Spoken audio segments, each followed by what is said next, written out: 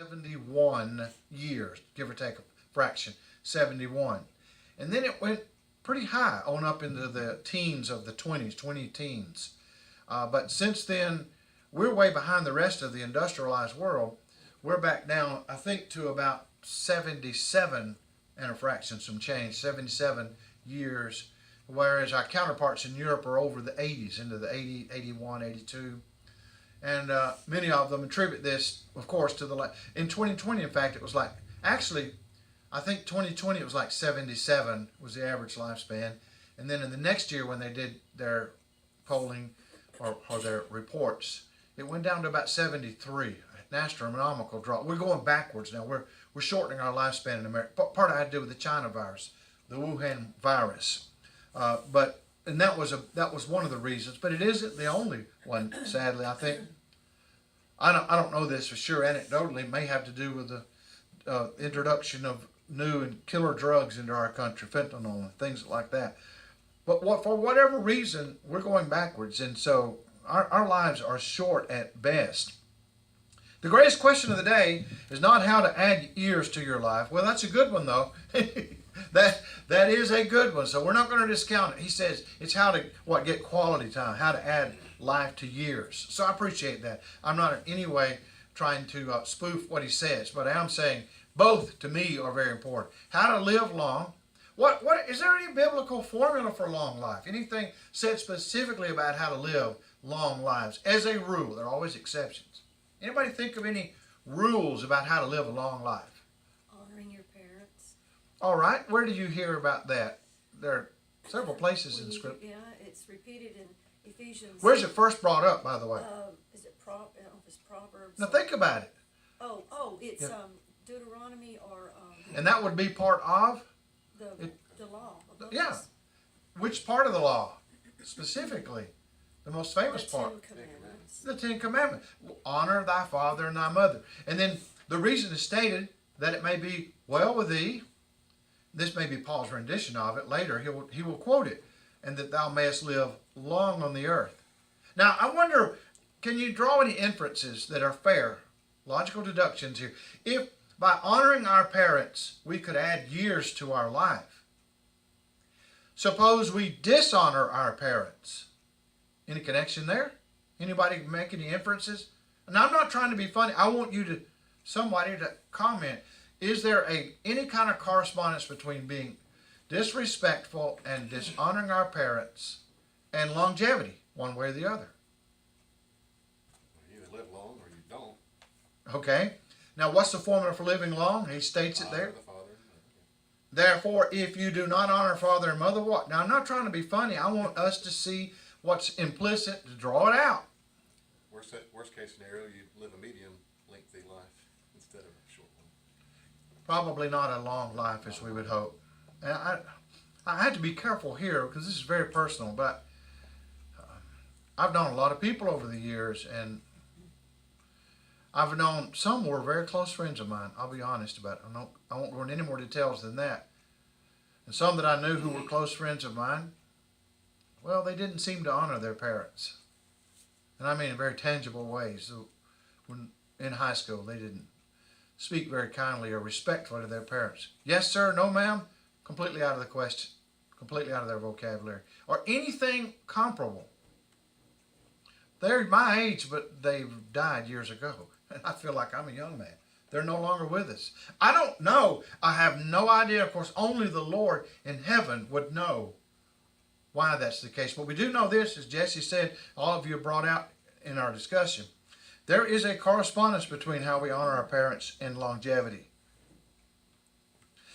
And he says, and his point he wants to make is not so much longevity. I just want to get that on the record. We do also yearn for that as well. And that's a value to live as long as we can. But he says it's best to add life to your years. And I see what he means. Make your years quality years. Make them count. There's a vast difference between existing and using one's time well. Well, of course. There are many people who do just kind of go through the motions, just float through life, and then it catches them off guard when the end comes. And there's so many regrets, so many things I did not do that I was planning to do, hoping to do. But it has to do with this most practical of lessons.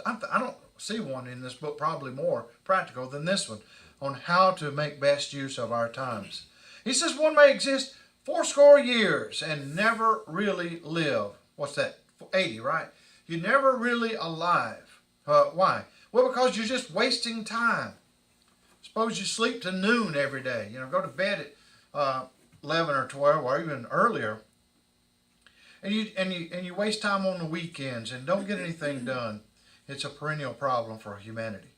Then he points out Methuselah, mentioned in the Old Testament, or in the period of the patriarchs, the oldest man that ever lived, yet he died before his father. How was that? You all know that, by the way. While we're on Methuselah, how did he die before his father? This is Vacation Bible School quiz here. Enoch. Okay, his father was Enoch. Now, how did Methuselah, if he lived the longest, how did he die before his father? Enoch didn't die. Enoch didn't die. He was translated into heaven. Beautiful story. Methuselah was 969 when he died. Wow, he really honored his parents, didn't he? But he may have lived very little in one sense. Well, at least he honored his parents, I would think. He must have honored Enoch, at least. There's no record of his having accomplished one thing. Well, that makes a good preacher statement, but let's not be too hard on Methuselah. There is not a record of most of the patriarchs that are mentioned in those chronologies, those genealogies. Actually, they're specifically chronologies. I shouldn't go into this. I'll just say briefly, they're not genealogies per se. Why do I say that? In the Genesis 5, they're chronologies because of the disinformation circulating all around, especially even in evangelical circles, to say these are mere genealogies, and genealogies notoriously have gaps in them. They are not genealogies in that sense. They are chronologies, and there cannot be in the nature of the case the way they're set up stated. So-and-so lived so many years, and he begat a son at such and such an age, and then when he was such and such an age, he died, and then his son begat. So you see the way it's linked together, there are no gaps. There's no possibility for gaps. Why do I say that? Because we're living in a totally different worldview context here. If we take the Bible to be the inerrant, inspired Word of God, it would necessarily entail a young earth, a very young earth.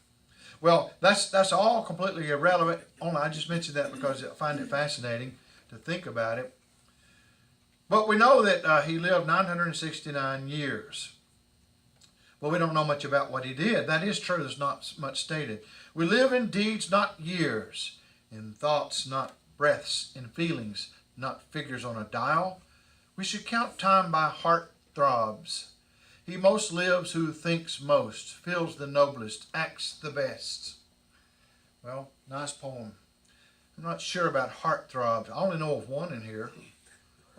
Just kidding. No, but I think what he means are the transcendent emotions we have in our lives. One heartbeat after another. One heartbeat after another.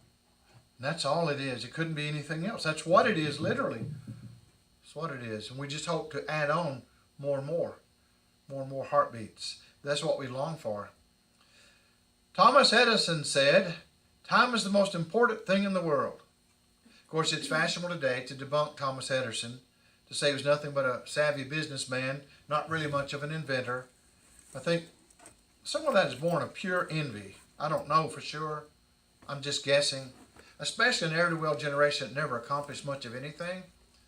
They just protest on campus and throw things and pitch tantrums. They might look down on their forefathers. They'll never go to the moon, probably not with a kind of lack of get up and go in their life. It won't accomplish great things. But anyway, Thomas Edison was a great man for what, even if he did borrow ideas sometimes from other people and make them work. He had bright ideas. Time is the best remedy for our heartaches and ills. Now, at this point, when I was looking through this in preparation, I was wondering what he was getting at. And then I realized this is just the old adage we have, and we will often bring this up when there has been sadness, great affliction. If someone of our own is hurting and suffering, we'll just point out, well, it hurts now, but time eventually will heal. And then we think to ourselves while we're undergoing the heartache, well, no, it won't. It never could. And there is a sense in which the scars will always be there. But there is another sense in which as time passes, and he gives some examples, so I think he can support his statement here. There is a sense in which we better learn to cope with our horrible experiences in life. We better learn, although we'll never best learn. Joseph forgot his toil and affliction in time in Genesis 41 and verse 51. Think of all the things that happened to him. He had a lot of bad raps, a lot of horrible things. His brothers weren't very nice. Why? Envious. Envious, is what we were talking about a while ago there. Then, of course, he was not treated well, even though he's doing a really good job for Potiphar. He was, falsely accused by Potiphar's wife. And then he had a lot of bad things, and eventually things worked themselves out.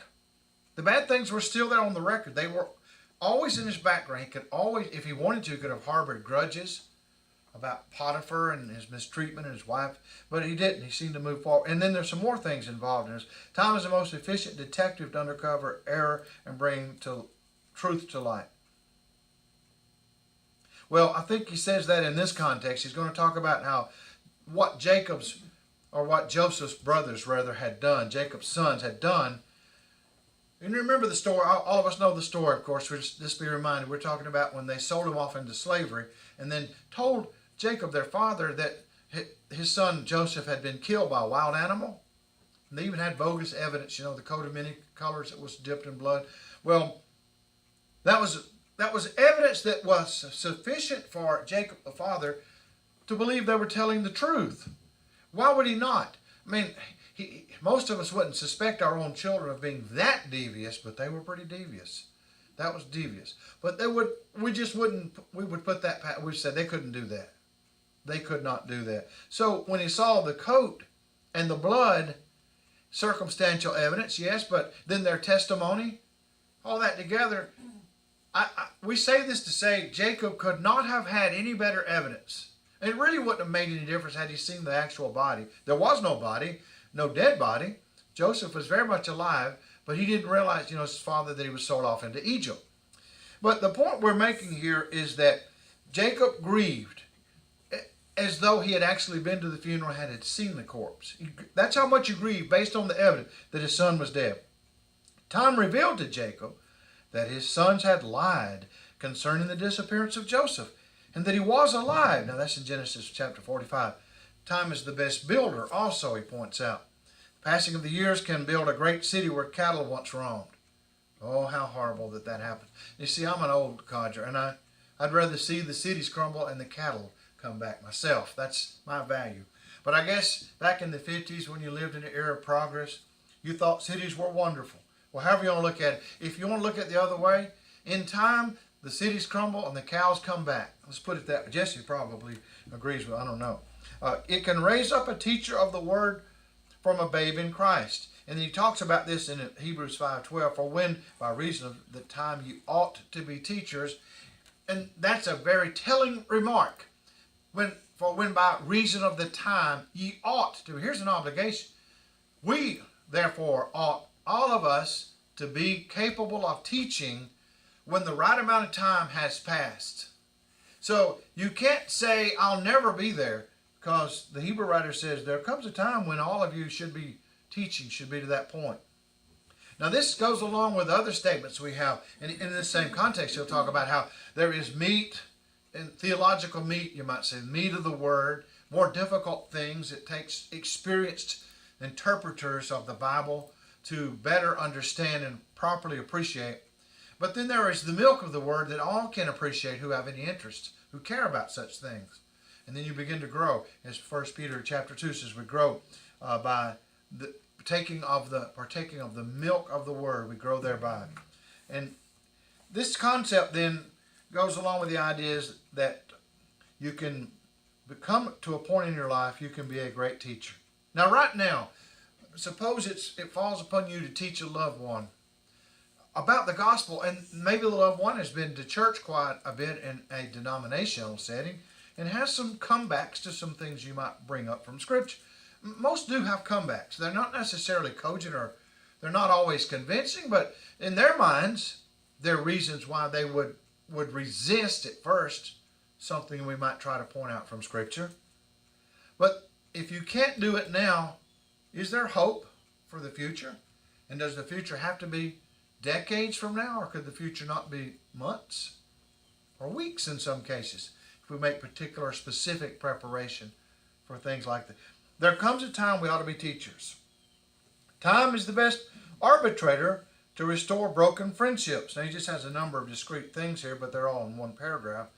Time arbitrated the difference between Paul and Barnabas. Now, what was going on there? Why did Paul and Barnabas have a difference? And over whom or what was that difference? Anybody? Was it John Mark? No. Yeah, John Mark. What was it about? Yeah, it was. Let me think. Why can't I remember this? Now, what did Paul and Barnabas do together that was They went notable? on missionary trips. Okay, and what about John Mark? How does he relate to their... He didn't go with one of them, or one of them didn't want the other one to go. I don't remember. I'll just be honest. Well, I appreciate your honesty. So that gives me a reason to give the story very quickly and shortly. Yeah, John Mark. Now, this is the famous John Mark, whose mother's house figured prominently in the early Christian story in Jerusalem. John Mark was from Jerusalem. He was also a kinsman of Barnabas, so there was already that relationship. I think Barnabas might have been something like an uncle, depending on the translation. John Mark very possibly was the young man who fled naked in the garden when Jesus was arrested. So I'm showing his pedigree to show how involved this young man was. And he was young compared to the other apostles. He was not an apostle. Later on in life, we know that same John Mark will associate himself, according to ancient historical records, and they seem to be fairly reliable, with the Apostle Peter in Rome. Now, I'm not one of those to take that position that Peter never went to Rome. I think the evidence shows he probably did do some labors in Rome. He was not the Pope of Rome or anything like that. We don't have to conclude that whatsoever.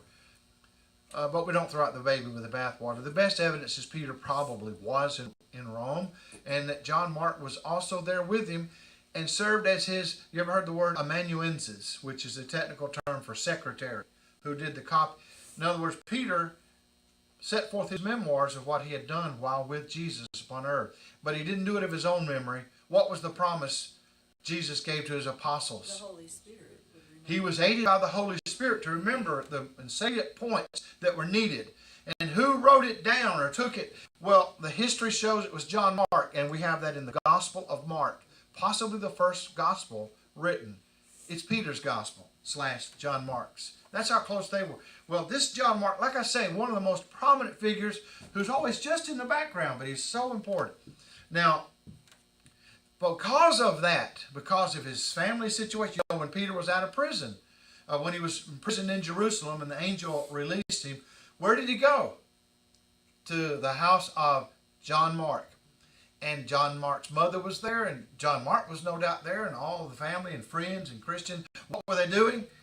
Praying for his release. And then when he knocked on the door, Rhoda came to the door, a young maid, and saw him, and what did she do? She thought it was A ghost. You know, everybody believes in ghosts. So she ran back, his spirit or his angel or something. Can't be Peter. Why? Well, he's in prison. You were praying for him to be released. What happened? He was released. He was bodily standing at the door. Anyway, that's that John Mark. So, no doubt when Barnabas or whoever suggested, said, let's take the young man John Mark. In fact, John Mark would have been a walking encyclopedia of Jesus lore. If Paul's going out and he's telling about the story, and someone on the missionary journey said, were you there? Did you hear him? Well, I didn't hear him directly, but this young man did, and John Mark could have expounded. Oh, he would have been so valuable to the work.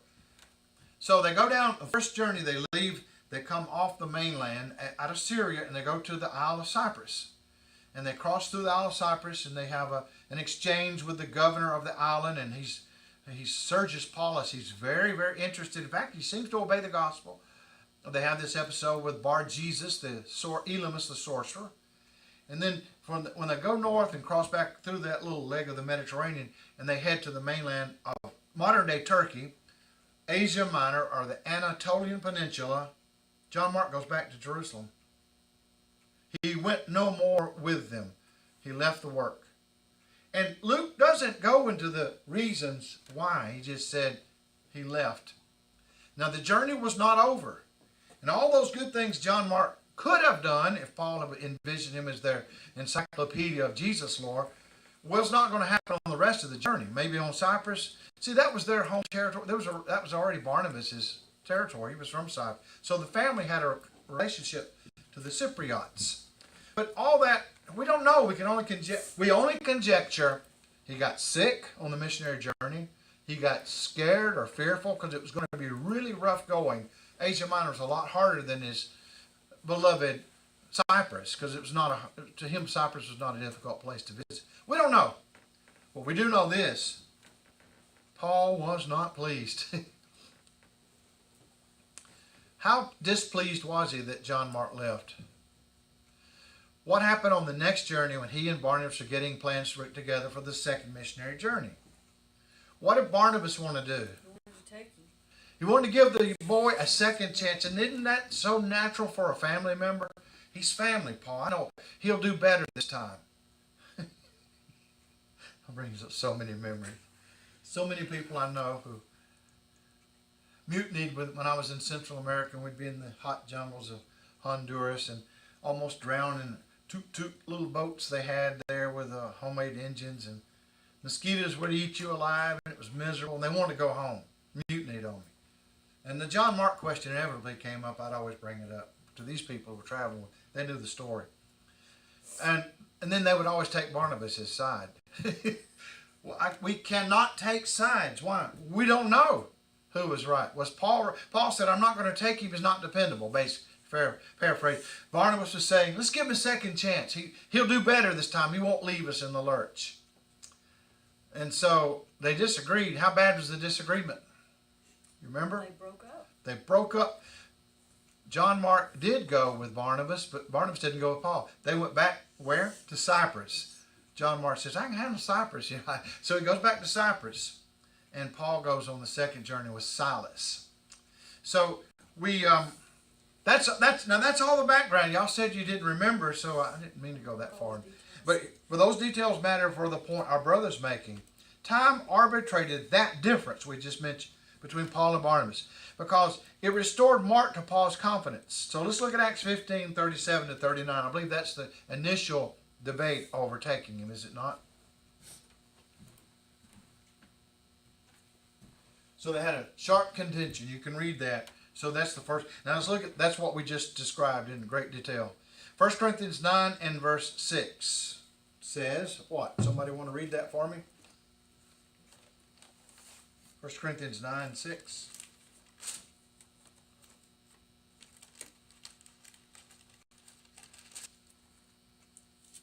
Betty? All right, only and Barnabas hath not we power to forbear working. All right, so here Paul is including himself with Barnabas as a cohort, or I say an associate or friend, but how much more are they reconciled? Colossians chapter 4 and verses 10 and 11. Somebody want to read that? If it's on the screen, or you can take your Bible. Novel idea. Colossians chapter 4.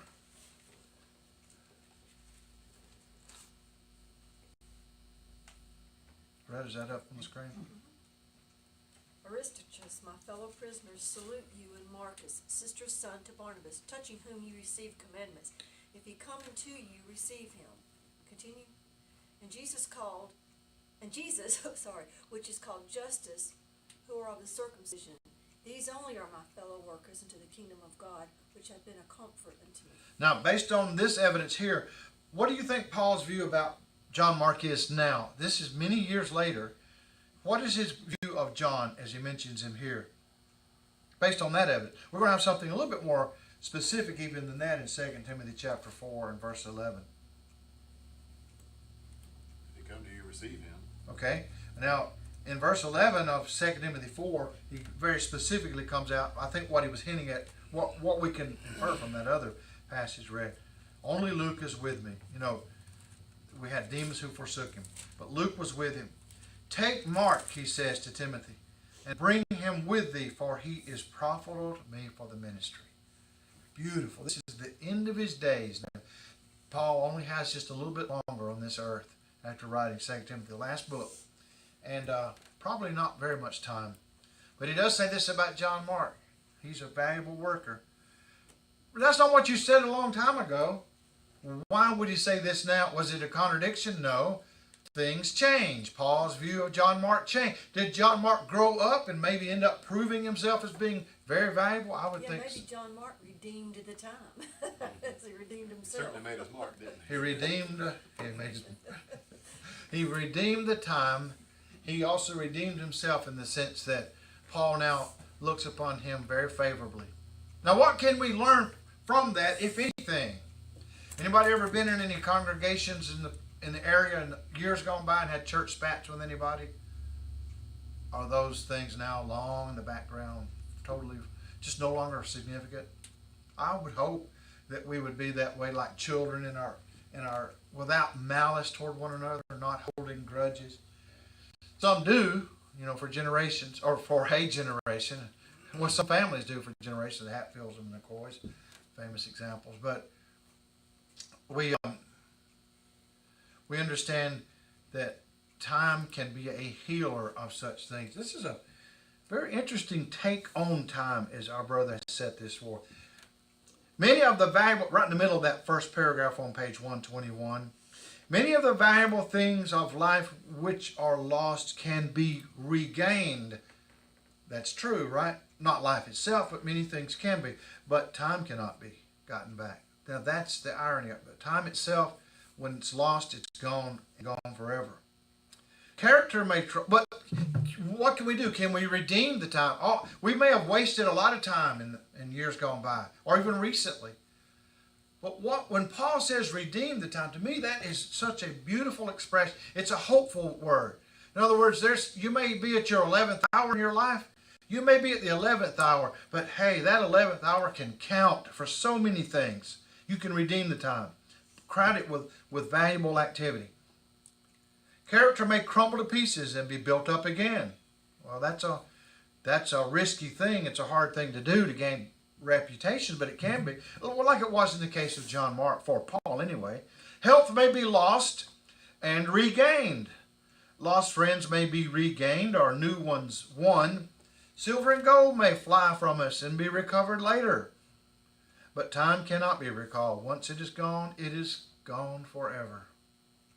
And yet we can redeem it. And can always remember that's the point of this lesson. The brevity and uncertainty of man's life emphasize the importance of time.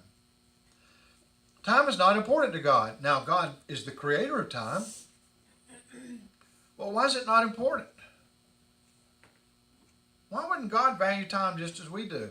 Or even more so? He made it and he knows what purpose it serves. I think our brother answers it in the next sentence, but I think the time you live isn't as important as what you do with it. So you redeem the time by doing something with it. right. If you know something now that you didn't know in the past, then do something with it then. Right. Yeah.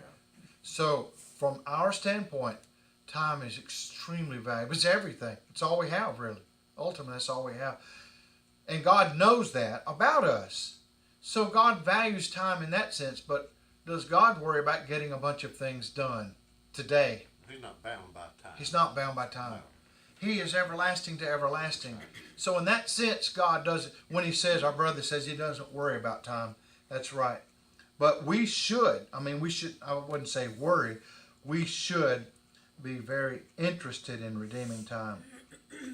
Psalm 90 and verse 2 speaks of how he's from everlasting to everlasting. And Peter says, one day is with the Lord as 1,000 years, and 1,000 years as one day. Can you imagine that? We can't. God is like a father or a mother. They have been through things and they know what's going to happen if you do certain things. And so they can tell you, but you got to listen and put it into practice what they have taught you and what they have learned. So it's a matter of learning and then passing it on, or listening to those who have experience and then going from there. Very thoughtful. That kind of reminds me, if I can remember exactly the quote, Og Mandino had written a little booklet called The Greatest Salesman in the World, famous booklet. Many people read that. It's an inspirational book. I don't normally get into that kind of literature, but some of it's helpful. Og Mandino's book is good. And It's the greatest salesman in the world. The premise is someone travels to a foreign land, I think Arabia or somewhere, and they find these ancient scriptures in an urn hidden away. And you pull it out, it was written by some ancient salesman, his formula for success. And you read this and the wisdom that comes out. You'll be the greatest salesman in the world if you read that. Well, that's what it's about. So in other words, he's trying to give his bona fides when he wrote the book. But one of the things he says is about experience. And he says, experience is overrated in this sense. You learn more and more the older you get. And finally, you know a lot by experience and then you die. He said, and it's all gone. All that experience is gone. Of what use was it? Well, you just pointed out, if we could get the upcoming generation to listen. But I remember when I was younger, there were a lot of older people around me who had experience. To some of them I gave heed, and to others I did not. I remember often fondly being with my maternal grandfather, Buchanan. I loved to visit him. When I got my driver's license, I'd leave Atlanta, had to get out of the rat race, come out to Carroll County and visit him. We'd work out in the field together, and I learned so much from my grandfather. He could teach me a lot, but I was kind of rebellious, and so I maybe didn't listen to my mother and father when I was a teenager as much as I should have, as I do now. But I got over that eventually, I think. But if we could learn from others' experience, in fact, that should be the nature of education, real education, is to learn from those who've gone before us and left things codified in books or videos or whatever. Listen to their wisdom and try to not make their mistakes because they made them and we don't have to repeat them. But that's a very good observation. And in keeping with that, we also see time is important to us. Time is important to man, not God, because he has only a limited amount of it on this earth. Back in the 20th century, there was a philosophical movement known as existentialism. You found it, for example, in French cafes in the 1940s and 50s, especially the 50s and on into the 60s. I think it came into its heyday or apex in the 60s. And the emphasis is usually very atheistic, although there were some who claimed to be theistic existentialists as well. Progressivists, far left-wing types. Very subjective, touchy-feely type. But the atheistic existentialists, what they said was, they looked around and they said, life is meaningless because it's all an evolutionary accident. So that'd be a logical conclusion. There's no reason why I'm here. But I'm human. I just cannot accept that proposition. I cannot live with that proposition. It's unthinkable. Therefore, I must create meaning. I will to have something meaningful to me. It's just an act of the will, sheer will. That's all. Why do you choose this, not that? Why do you choose to be a freedom fighter to run the Nazis out of your beloved France and not join the communists or not join the Nazis? Why not be part of the Vichy regime? Why not help them out? Well, because I choose. It's all a matter of choice. Choice becomes their God. Choice is everything. And to exist matters more than one's existence. It matters more than the essence of a person. So some of it's very cerebral junk, and we laugh at it. But existentialism has been very influential. I think the terminology was slightly changed, some of the emphases, but it's the same thing. Under the 1980s and 90s, postmodernism, I don't know what they're calling it today, wokeism or whatever. That's the ethical arm of it, political side. But it's all part of the same. It's all part of the same thought stream, that we create our own meaning because there's nothing meaningful. So it's very existential. And the existentialists worried about death a lot. They were very much concerned about, well, these are morbid things, but the brevity of life and how easy it is to die. And so many things can kill us. That's why they thought life is just not worth the living. So, to avoid dying like that, you commit suicide. This was the formula of some of the existentialists. I worry about death, and I'm tired of worrying about it, so I'm going to kill myself. Anyway, in view of the brittleness of, let's look at these scriptures. What's Psalm 90 and verse 10? Do we have that up on Psalm 90 and verse 10? And one more to read that when it comes up, please. Jesse?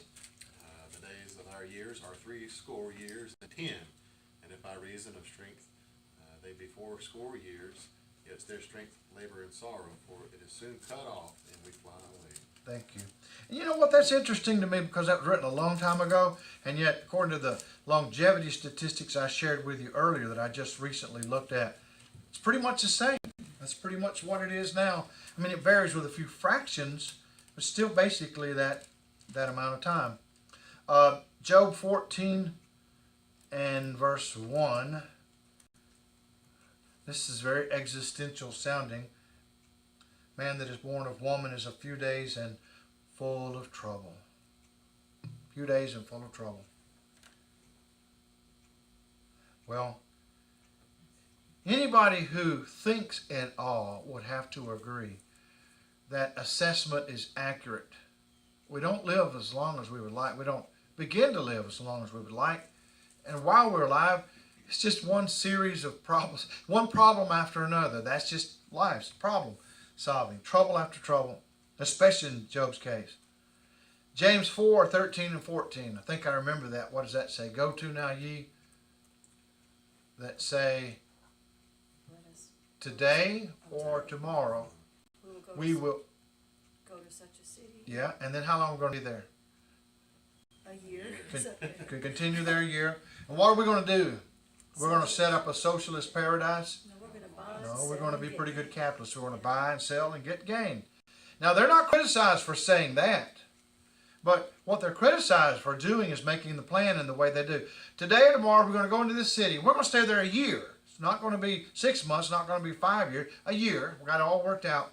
And we're going to buy and sell and get gain. Now, why would that be wrong to make a plan like that? What are they doing wrong? He tells us. Why should you not make plans in that way? He doesn't discourage making plans, but the way they made plans. Well, it says because you don't know what shall be on the morrow.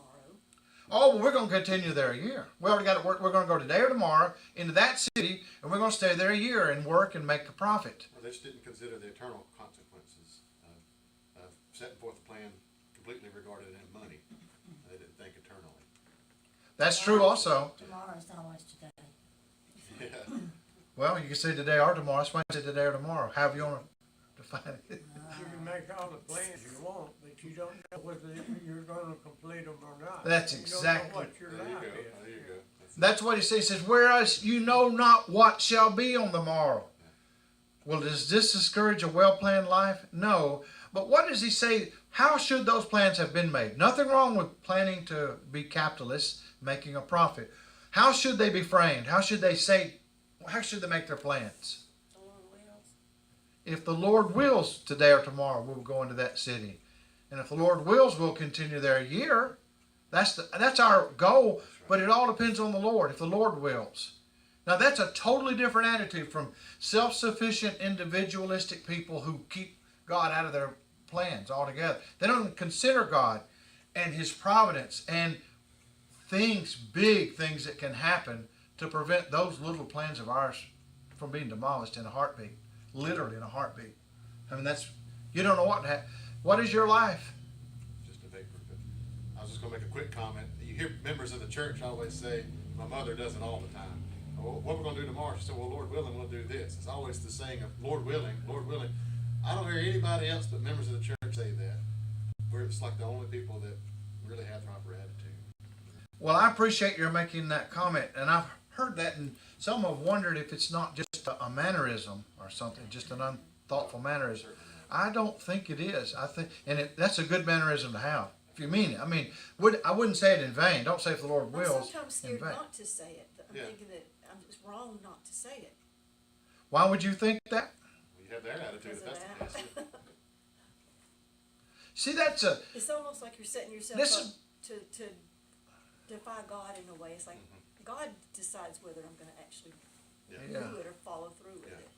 What do we have a story about that? We've talked about this many times in Luke 12 about a certain rich man. His ground brought forth plentifully. What did he say to himself when he saw all this bumper crop? I'm gonna So tell you take that. thine I'm gonna ease. enjoy it later. Yeah, soul, thou hast what? I'm gonna say to my soul, soul. That's how you address yourself. Thou hast much goods laid up for how long? Many years. For many years. And so so you need to keep working harder and harder. No, Eat, drink, no. and be merry. Take thine Take ease, thine eat, drink. ease. That's what I said earlier. What was wrong with that? What did the Lord say to him? First of all, what did he call him? Called him a fool. Why? He didn't know what was going to happen. This night. What did happen to This that night very thou- night he This died? night thy soul shall be required. So he'd never enjoy all the fruit of his labors. Never enjoy it. That's the nature of human existence. That's the reason why there is a gospel. You could say the whole message of the gospel is redemption. Redemption of the soul, yes, primarily. But even redemption, the peripheral things, well, time is not peripheral. It's essential. It's right at the core of our being. The redemption of time. We'll have to stop now. Speaking of which, we got to redeem a little bit for our next hour. But let's just stop here. I'm going to make a note. I don't have my pen with me. I'll try to make a note here. In the middle of that page 121 at the bottom of that paragraph. This is a longer lesson than it probably should have been, but I just didn't want to read through only. Let's try to have some discussion about it. Any more comments or any more questions?